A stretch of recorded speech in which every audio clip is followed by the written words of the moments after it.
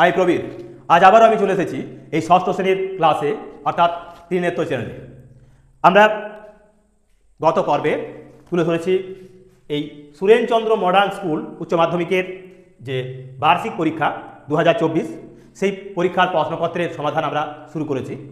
তো আজ আমরা সেই প্রশ্নপত্রেরই 4 দাগের এবং 5 দাগের মোট 27 নম্বরের যে প্রশ্নটি রয়েছে, প্রশ্নগুলি, সেই 27 নম্বর পূর্ণমানের সমাধান আমরা এই পর্বে তুলে ধরব।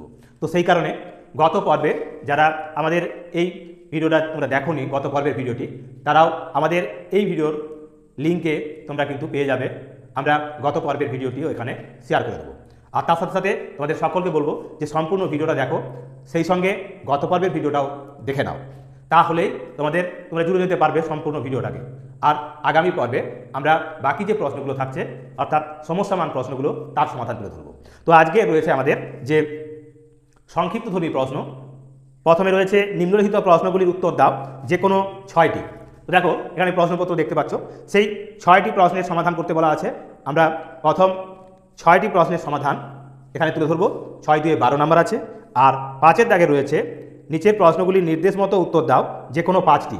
এখানে আছে 15 নম্বর সমস্যামূলক প্রশ্ন, তার সমাধান। তো আমরা এই প্রশ্নগুলিরও সমাধান তুলে দেবো।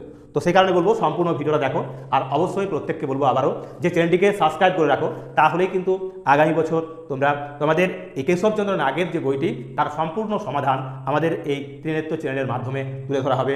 অর্থাৎ ষষ্ঠ শ্রেণী এবং আগামী বছর সপ্তম শ্রেণীর এইরকমভাবেই আমরা সমাধান করে যাওয়ার। তার পাশাপাশি পশ্চিমবঙ্গ মধ্য শিক্ষা পর্ষদের যে বইটি রয়েছে গণিতের, তারও সমাধান আমরা তুলে দিচ্ছি, এবং সেই সঙ্গে বিভিন্ন প্রতিযোগিতামূলক পরীক্ষার যে প্রশ্নপত্র, তারও আমরা সমাধান এবং প্রস্তুতি শুরু করে দেব। তো চলো আজকের পর্বে প্রথম প্রশ্ন যেটা রয়েছে, সেখানে কি বলা রয়েছে? 4 দাগের প্রশ্ন। 4 দাগের প্রশ্নে বলা আছে, একটি চাকা যদি 55 বার ঘুরে 77 মিটার যায়, তবে 1 কিলোমিটার 764 মিটার রাস্তা যেতে এটি কতবার ঘুরবে? তাহলে 1 কিলোমিটার মানে 1000, অর্থাৎ 1764 মিটার যেতে হবে। কাকে না? এই চাকাটিকে ঘুরে যেতে হবে। তাহলে একবারে ঘুরে যাচ্ছে কত? 77 মিটার। তাহলে যেতে হবে আমাদের, তাহলে লিখব কি না, 55 বার ঘুরে যায় চাকাটি, 55 বার ঘুরলে যায় 77 মিটার। তাহলে লিখবো আমরা 77 মিটার যায়, ঐকিক নিয়মে সাহায্য করছি। 77 মিটার যায় 55 বার ঘুরলে 1 মিটার যায় 55 বার ঘুরলে 77 মিটার যাচ্ছে, 1 মিটার যাবে কতবার ঘুরলে না? 55/77 বার ঘুরলে। এবার এখানে আছে 1 কিলোমিটার 764 মিটার, মানে 1764 মিটার।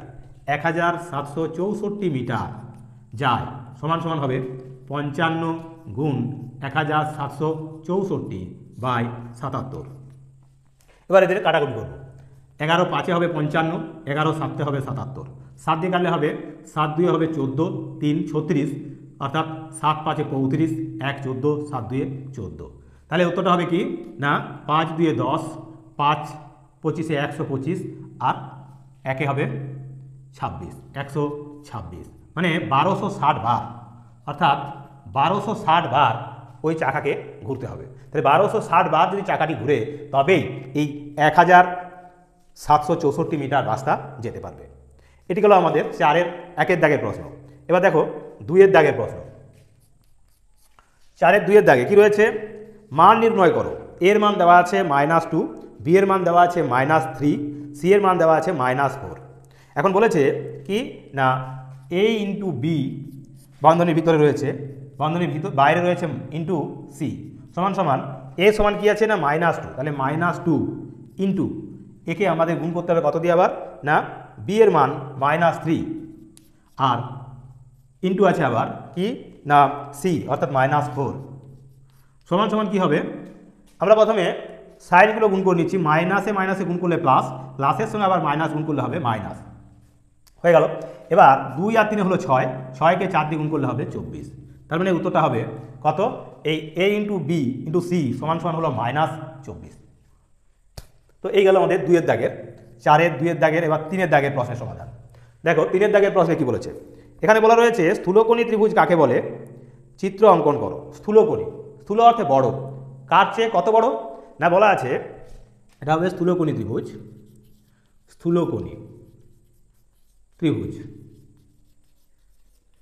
দেখো যে ত্রিভুজের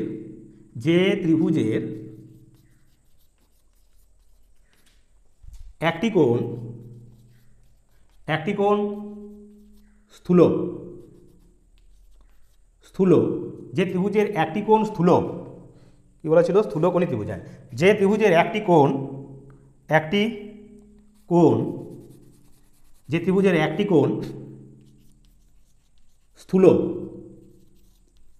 স্থূল অর্থে কি না 90 ডিগ্রি থেকে 90 ডিগ্রি অপেক্ষা বড় আর 180 ডিগ্রি অপেক্ষা ছোট, 180 ডিগ্রি অপেক্ষা ছোট, সেই কোণটা হলো স্থূলকোণ। তাহলে 90 ডিগ্রি অপেক্ষা বড় হবে আর 180 ডিগ্রি অপেক্ষা ছোট হবে, সেটা হলো আমাদের স্থূলকোণ। তাহলে কি বলেছি, একটি কোণ স্থূল তাকে বা স্থূলকোণী তাকে স্থূলকোণী ত্রিভুজ বলে, স্থূলকোণী ত্রিভুজ বলে। এক্ষেত্রে যে ছবিটা হবে এইরূপ একটা ছবি আমরা অঙ্কন করব। অর্থাৎ এই এ বি সি, যার এই বি কোণ, এখানে ধরে নিচ্ছি যে বি কোণ হলো কত না 90 ডিগ্রি থেকে স্বাভাবিকভাবে তোমরা দেখতে পাচ্ছ বড়, আবার 180 ডিগ্রি থেকে ছোট। আমি এটা ধরে নিচ্ছি যে কোণ এ বি সি সমান সমান, তোমরা একে করে নিতে পারো, অর্থাৎ চাঁদার সাহায্যে মেপে অঙ্কন করতে পারো। আমি এটা 120 ডিগ্রি অঙ্কন করেছি, ধরো 120 ডিগ্রি। তাহলে এই এ বি সি 120 ডিগ্রি, তার মানে এটা হলো একটা স্থূলকোণ। তো এই পর্বের অর্থাৎ এই পার্ট 2 এর আমাদের যে প্রশ্নগুলো রয়েছে, তার 4-এর দাগের 3টি অত্যন্ত গুরুত্বপূর্ণ প্রশ্ন, তার সমাধান আমরা এই পর্বে তুলে ধরলাম। এই অংশটা মুছে নিয়ে বাকি প্রশ্নগুলোর সমাধানও আমরা ঠিক একই রকমভাবে তুলে ধরবো। তো সেই কারণে ধৈর্য ধরে সম্পূর্ণ ভিডিওটা দেখো, আর তার সাথে সাথে অবশ্যই প্রত্যেকে চ্যানেলটিকে সাবস্ক্রাইব করো, আর তোমাদের মতামত কমেন্ট বক্সে জানাও। তো চলো এবার আমরা চলে যাবো বাকি প্রশ্নগুলির সমাধানে। তো 3-এর 4-এর দাগের প্রশ্ন, এখানে কি রয়েছে, 3-এর 4-এর দাগের প্রশ্নে বলা আছে বর্গমূল নির্ণয় করো, বর্গমূল নির্ণয়। তো এখানে বলা রয়েছে প্রথমেই 6241 এর বর্গমূল করতে হবে, 6241 এর বর্গমূল করব। তো এটাকে আমরা ভাগ প্রক্রিয়ার সাহায্যে বর্গমূল করছি। দেখো জোড় করলে আমরা ডান দিক থেকে জোড় করে আসবো, অর্থাৎ 41-এর একটা জোড় আর 62-র একটি জোড়, তার মানে এখানে দুটো জোড় পাচ্ছি। অর্থাৎ যে অঙ্কটি অর্থাৎ যে বর্গ সংখ্যাটি পাবো সেটি হবে 2 অঙ্কের। এখন 62-র কাছাকাছি বর্গ সংখ্যা হলো কি, তার চেয়ে ছোট বর্গ সংখ্যা হবে 7 7 49, অর্থাৎ এখানে 7 লিখবো আমরা, এখানেও 7 দেখলাম, তাহলে 7 7 49। এবার বিয়োগ দেবো, 9 কয় দাও 12, 3 দাও 12, 4 একে 5, কয় দাও 6, 1 দাও 6, এবারে 41 নেমে গেল। এখন 7-এর ডবল করবো আমরা, 14 হলো। এবার এই 1কে আমরা এখন বাদ রাখছি, 14 আছে, 14-র ঘর যদি আমরা নামটা ঘষি বা করি তাহলে কবার যাচ্ছে, দেখো এটা 9 দিয়ে যেতে পারে, 9 4 36, 9 1 9, 3 12, 126, এখানে আছে 134, 10 বার তো যায় না, তো আমরা এক্ষেত্রে 9 বার চালাবো। শেষে আবার 81 আছে, মানে 1 আছে, 81-রও 1 থাকে, অর্থাৎ 9 9 81, তার মানে এখানে বুঝবে এটা কত হবে, তাহলে 9 9 81-র 1, 9 4 36, 36 আর 8 হবে 44, 44-এর 4, আর 9 কে 9, 4 13, তার মানে মিলে গেল। তাহলে কি পেলাম না 6241 এর বর্গমূল করে পেলাম আমরা 79। তাহলে বর্গমূল হবে কত না 79। এটি হলো আমাদের 4-এর দাগের প্রশ্নের সমাধান। এবার দেখো 5-এর দাগের প্রশ্ন। 5-এর দাগের প্রশ্নে কি বলা রয়েছে, এখানে বলা ছিল দুটি সংখ্যার লসাগু 5, সংখ্যা দুটির গুণফল 0.45 হলে দুটির গসাগু কত। গসাগু সমান কি, গসাগু সমান সমান হবে সংখ্যা দুটির গুণফল বাই লসাগু। সংখ্যা দুটির গুণফল দেওয়া আছে 0.45, একে ভাগ করতে হবে আমাদের কত দিয়ে, লসাগু দিয়ে। লসাগু অর্থে এখানে আছে 5, সেই 5 দিয়ে ভাগ করব। এখন এই দশমিকটা তোলার জন্য প্রথমে আমরা এখানে বা এটাকে আমরা এভাবে ভাগ করতে হবে, 5 9 45 বা দশমিক তোলার জন্য নিচে আমরা 100 দিয়ে গুণ দিলাম, তাহলে 5 9 হবে 45, মানে 9 এর 100 সমান সমান 0.09। অর্থাৎ যার গসাগু চাইছি সেটা হলো কত না 0.09, যেখানে লসাগু দেওয়া ছিল 5 আর গুণফল দেওয়া ছিল 0.45। তো এই গেল আমাদের 5 দাগের প্রশ্ন সমাধান। এবার দেখো 6 দাগের প্রশ্ন কি রয়েছে। 6 দাগের প্রশ্নে বলা আছে কোনো মালি বাগানের সারি দিয়ে 5776টি গাছ বসিয়েছে, প্রত্যেক সারিতে যতগুলি গাছ আছে সারি সংখ্যাও তত। তাহলে কত সারি গাছ আছে, তাহলে সারি সংখ্যা যতগুলি গাছ বলেছে, যতগুলি গাছ আছে সারি সংখ্যাও তত। তাহলে প্রত্যেক সারিতে যতগুলি গাছ আছে, প্রত্যেক সারিতে যতগুলি গাছ আছে সারি সংখ্যাও তত। তাহলে সারি সংখ্যা সমান কী হবে, সারি সংখ্যা সমান √5776 এর বর্গমূল করব। ঠিক আগের মতোই আমরা বর্গমূল করবো এক্ষেত্রেও 5776। এক্ষেত্রে এভাবে জোড় করে আসছি, অর্থাৎ দুটো জোড় আছে, তার মানে এক্ষেত্রেও দুটো অঙ্কের সংখ্যা বসবে। 57 কাছাকাছি বর্গ সংখ্যাটা কি, 57 কাছাকাছি বর্গ সংখ্যা হবে কত না 7 7 49, এক্ষেত্রেও 7 7 49 লিখবো। তাহলে বিয়োগ দিচ্ছি 9 9 দাও 17, 8 দাও 17, 4 কে 5 মিলে গেল, অর্থাৎ 7 6 নেমে গেল। এবার কতবার যাবে, এখানে 7-এর ডবল হবে 14, 6কে যদি বাদ রাখি তাহলে আছে 87, 14 ঘর নামটা ঘষলে কাছাকাছি যেতে গেলে কবার যাবে না 5 14 70, 6 14 হবে 84, 6 দিয়ে চালানো যেতে পারে। আবার শেষেও 6 আছে, 6 6 36 হয়, তাহলে এখানে লিখবো আমরা 6, এখানেও লিখবো 6 6 6 36, 6 6 14 84 84, আর হাতে ছিল আমাদের 3, অর্থাৎ 87।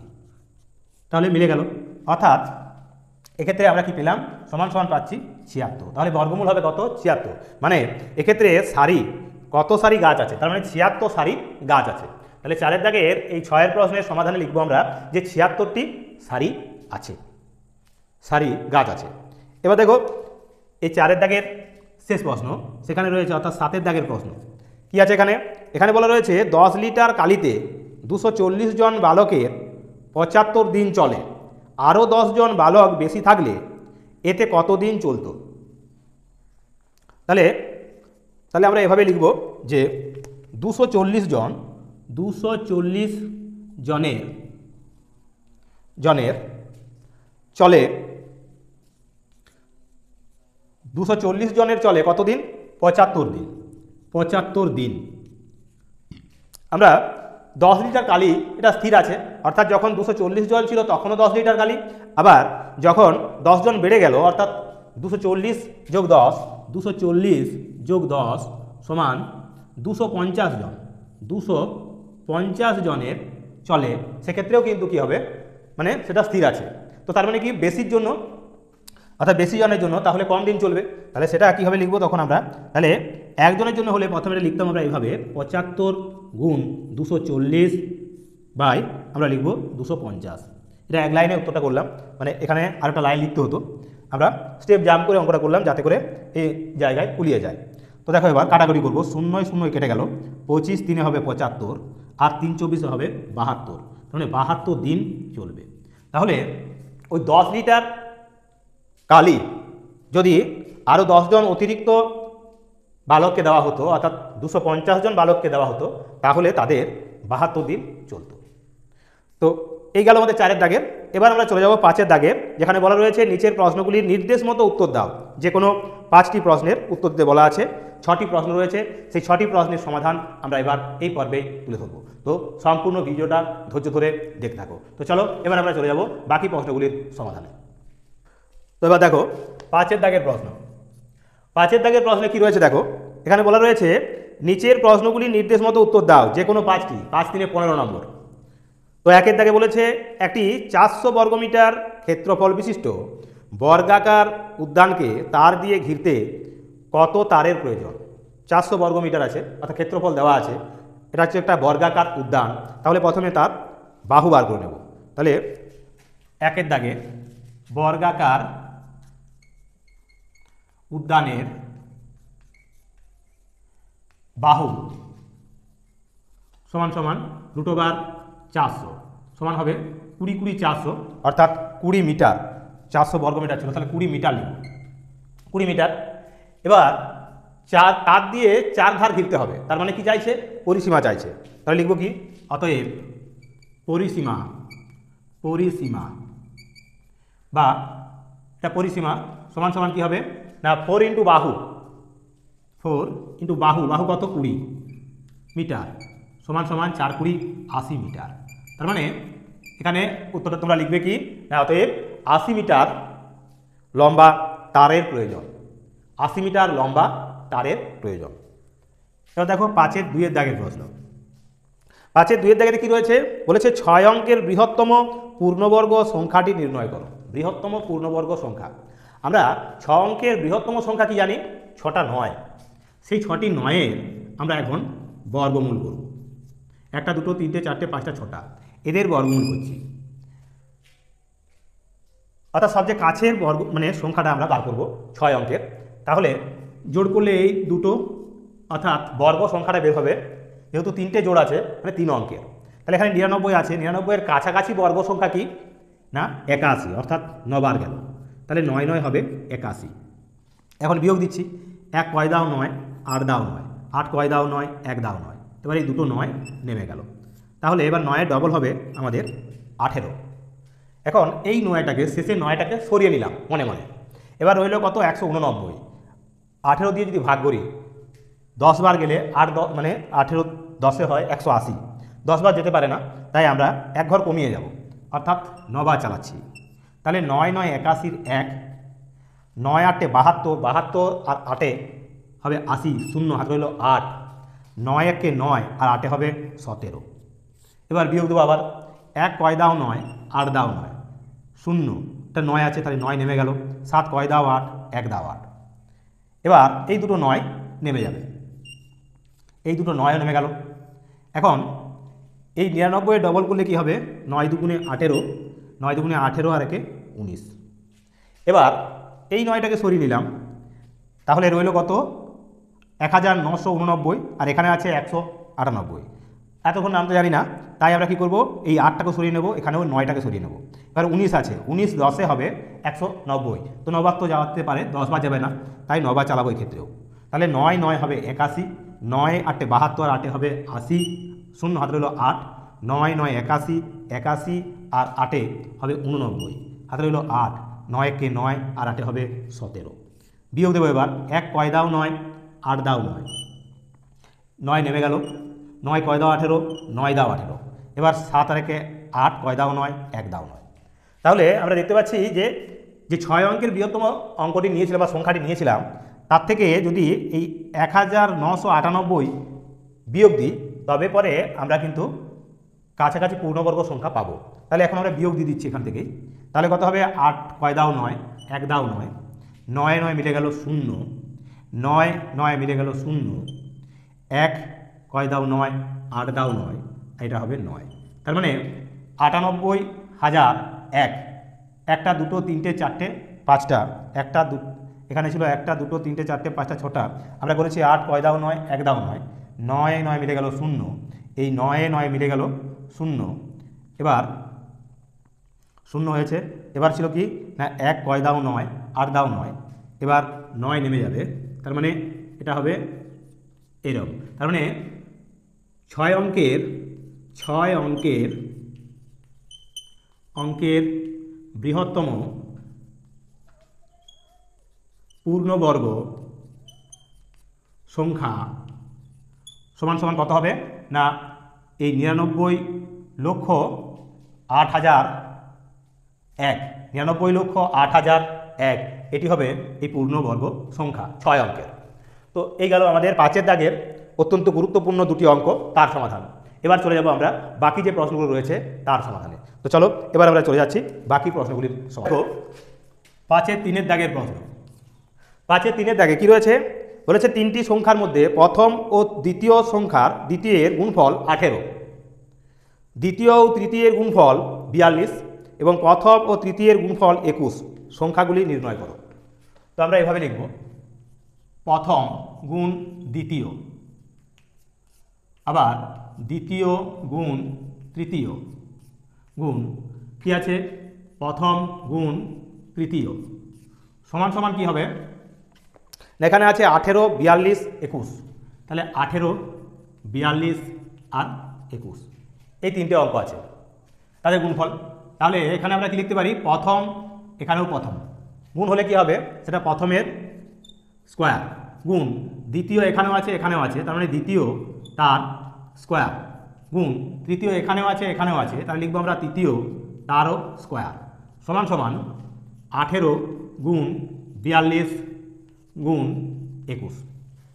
এবার এটাকে আমরা এভাবে লিখতে পারি, প্রথম গুণ দ্বিতীয় গুণ তৃতীয়, যেহেতু প্রত্যেকেরই বর্গ ছিল তাহলে হোল, অর্থাৎ এখানে হোল স্কোয়ার, আমরা সরাসরি এটার বর্গমূল, অর্থাৎ এক্ষেত্রে যদি প্রথম গুণ দ্বিতীয় গুণ তৃতীয় করি তাহলে এদের ক্ষেত্রে বর্গমূল হবে, অর্থাৎ 18 সংখ্যাটাকে যদি আমরা ভেঙে নিই তাহলে কী পাবো, 3 গুণ 6, 6টা ভাঙলে 3 গুণ 2, অর্থাৎ 3 গুণ 3 গুণ 2, 42কে ভাঙলে 2 গুণ 21, 2 গুণ 21 গুণ আবার এটা 21 আছে 21ই রাখলাম আর ভাঙলাম না সুবিধার্থে। কীভাবে সুবিধাটা হলো দেখো, এখানে 3-এর জোড় পেলাম, এখানে 2-এর জোড় পেলাম আর এখানে 21-এর জোড় করে নিয়েছি, তাহলে লিখবো আমরা কি সমান সমান লিখতে পারি, জোড়গুলোর থেকে একটা 3 বেরিয়ে আসবে, একটা 2 বেরিয়ে আসবে আর একটা 21 বেরিয়ে আসবে, তাহলে 3 দুগুণে 6, 6কে 21 দিয়ে গুণ করলে হবে কত না 6-একে 6, 6 দুগুণে 12, অর্থাৎ 126। তাহলে প্রথম গুণ দ্বিতীয় গুণ তৃতীয় সমান 126। এবার আমরা একটা একটা করে সমাধান করব। প্রথম সমান কি হবে, প্রথম সমান হবে এই 126 ভাজিত আমরা করতে পারি যেখানে প্রথম নেয়, কোথায় নেয় এই দ্বিতীয় গুণ তৃতীয় মানে 42-এ, তাহলে একে 42 দিয়ে ভাগ করব। এবারে দ্বিতীয় সংখ্যা সমান সমান কি হবে, 126 ভাজিত দ্বিতীয় কোথায় নেয় না এই প্রথম গুণ তৃতীয়তে নেয়, অর্থাৎ 21, এটা হবে 21। আর তৃতীয় সংখ্যা সমান সমান লিখব 126 ভাজিত তৃতীয় সংখ্যা কোথায় নেয়, এখানে নেয় মানে 18। এবার এদের ভাগফল আমরা লিখে নেব, কত হচ্ছে ভাগফল, 126কে 42 দিয়ে যদি ভাগ করি কত হয়, 3 হবে, 3 দুগুণে 6, 3 4-এ 12, অর্থাৎ 3। তাহলে প্রথম সংখ্যাটা হলো 3, দ্বিতীয় সংখ্যাটা কত হবে, দেখো এখানে ছিল 21, 6-এ, তাহলে 21 আছে তার মানে এটা 6, অর্থাৎ 6 21-এ হবে 126। আর 126কে যদি 18 দিয়ে আমরা ভাগ করি তাহলে কত হবে না, এটাকে ভাগ করলে হবে 8 7 56, 7 1 7, 7 56, 7 1 7, 7 আর 5 12, অর্থাৎ এটা হবে 7। তাহলে 3 4 6 এবং 7, অর্থাৎ এই 3-এর দাগে আমাদের যে 3টে অঙ্ক দরকার ছিল সেই 3টে অঙ্ক কী কী না, 3 হলো প্রথম সংখ্যা, 6 হলো দ্বিতীয় সংখ্যা আর 7 হলো আমাদের তৃতীয় সংখ্যা বা অঙ্ক। এবার দেখো 4-এর দাগের প্রশ্ন কি রয়েছে না, 15 জন লোক 8 দিনে একটি কাজ করতে পারে, 12 জন লোকে ওই কাজটি কত দিনে করবে। তাহলে 15 জন লোক করছে 8 দিনে, তাহলে 12 জন লোক কত দিনে করবে। এটা একটা ঐকিক নিয়মের অঙ্ক, আমরা এটাকে এভাবে লিখছি যে 15 জন লোক কাজটি করে কত দিনে, 8 দিনে। তাহলে একজন লোক কাজটি করবে বা করে বেশ দিন লাগবে, মানে 8 গুণ 15 দিনে। আর কতজন লোক, 12 জন লোক, তাহলে 12 জন লোক কাজটি করে সমান 8 গুণ 15/12।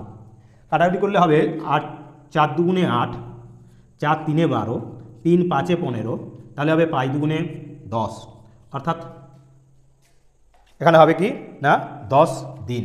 তাহলে কদিন লাগবে, 10 দিন। তাহলে 4-এর দাগের প্রশ্নের উত্তর হলো 10 দিন, অর্থাৎ 10 দিনে 12 জন লোক ওই একই কাজ সমাধান করতে পারবে। তো এটা হলো আমাদের 5-এর দাগের আরও অত্যন্ত গুরুত্বপূর্ণ দুটি প্রশ্ন, তার সমাধান আমরা করে দিলাম। এবার আমরা চলে যাব আমাদের এই পর্বের শেষ যে দুটি প্রশ্ন রয়েছে তার সমাধানে।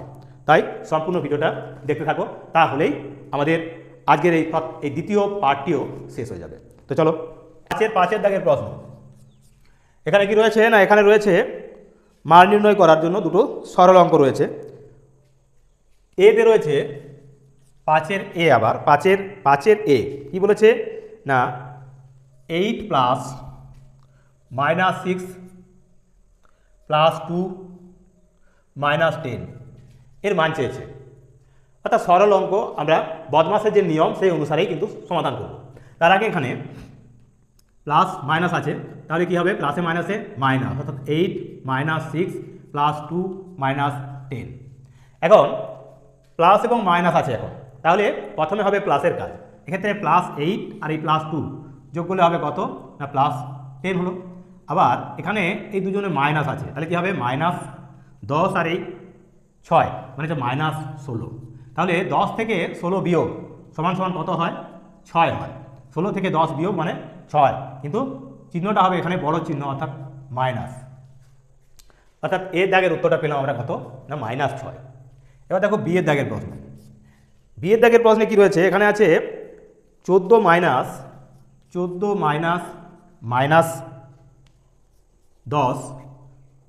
যোগ 5 যোগ -6 এটা আছে। তো এক্ষেত্রে আমরা এর সমাধান কীভাবে করব? তো দেখো সে একই রকমভাবে বদমাসের নিয়ম অনুসারে প্রথমে আমরা ভিতরে বাইরে যে চিহ্নগুলো রয়েছে তাদের গুণ করে নেব। তাহলে গুণ করলে কত হচ্ছে 14 আছে এখানে 14, এখন মাইনাস এটা ভিতরে রয়েছে মাইনাস, তাহলে মাইনাসে মাইনাসে হবে প্লাস, +10 এখানে আছে +5, প্লাসে মাইনাসে হবে -6 সমান সমান দিয়ে এখানে কি করব আমরা প্রথমে এই প্লাসগুলো আমরা করে নেব। 14 আর 10 24, 24 আর 5 হলো 29, 29 থেকে আমরা যদি বিয়োগ করি 6 তাহলে কত হবে না 23। তো এই হলো আমাদের এই 5-এর দাগের যে দুটো সরল অঙ্ক ছিল তার সমাধান। এবার দেখো এই পর্বের একদম শেষ অঙ্ক, প্রশ্নটাতে কি বলেছে না একটি ABCD একটি সামান্তরিক আঁকো, এর বিপরীত বাহু ও কোণগুলির নাম লেখো। অত্যন্ত সহজ, তোমরা খাতাতে তোমাদের পেন্সিলে দ্বারা ছবিটা অঙ্কন করবে।